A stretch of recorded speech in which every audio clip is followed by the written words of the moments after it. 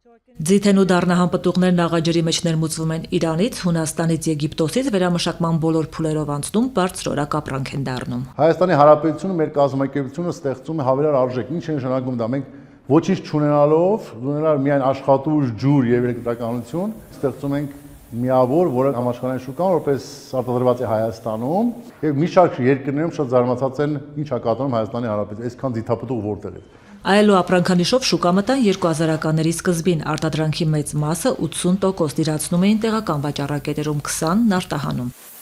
Ընկերությունը 2018-ից զարգացման նոր ընթացք վերցրեց։ Հիմնական ռեսուրսներն ու ջանքերն արտահանման ուղղությամբ կենտրոնացրեցին, նոր գործընկերներ գտան, շուկաները դիվերսիֆիկացրեցին։ Հիմնական գերակշիռ մասը կազմում է Ռուսաստանի Դաշնությունը,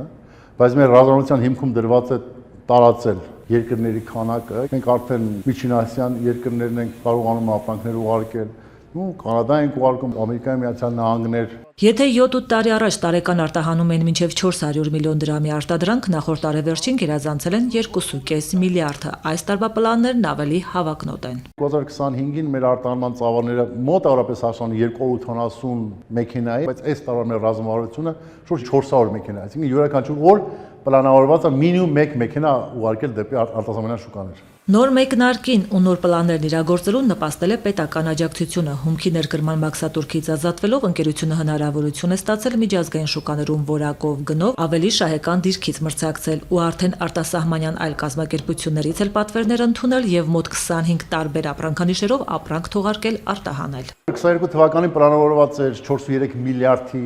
շրջանառմիջոցների ներդրումներ կատարվեր։ Մենք արտոնություն ստացանք 430 միլիոն դրամի, պետք է ավարտվեր 27 թվականին, բայց մեր ագրեսիվ շուկայի վերաբերմունքը եւ մեր ամբողջ խմբի օպերատիվ աշխատանքի շնորհիվ 3 տարվա մեջ մեր կազմակերպությունը կատարվեց 5 տարվա պլանը եւ 8 միլիոն 500 000 կիլոգրամ ներմուծվեց։ Պետական աջակցություն ստանալու հերթական ներդրումային ծրագիրը կազմեցին ու գործադիրին ներկայացրեցին արդեն 2025-ին։ Այս անգամ 1 տարում միայն նախատեսում են ներկրել 2.4 միլիարդ դրամի հումք, արտոնությունը գնահատվում է մոտ 240 միլիոն դրամ։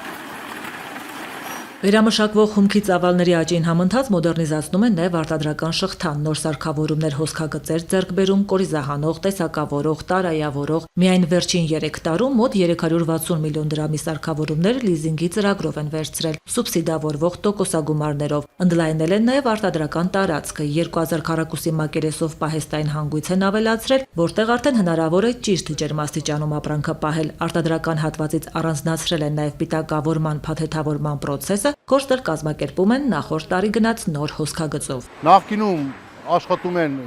կիսաավտոմատ սխեմաները, որի հզորությունները բավականաչափ ցածր են։ Նոր սարքավորումների վերագործարկումից հետո մենք կարողանում ենք 8 ժամ շուրջ 60-ից 70 հազար միավոր պատրաստի արտադրանք ունենալ։ Արտադրանքի իրացման 20-80 հարաբերակցությունը թվերի տեսքով հիմա էլ նույնն է, դոմինանտ թիվը սակայն արդեն ներկայացնում է արտահանման ցուցանիշը։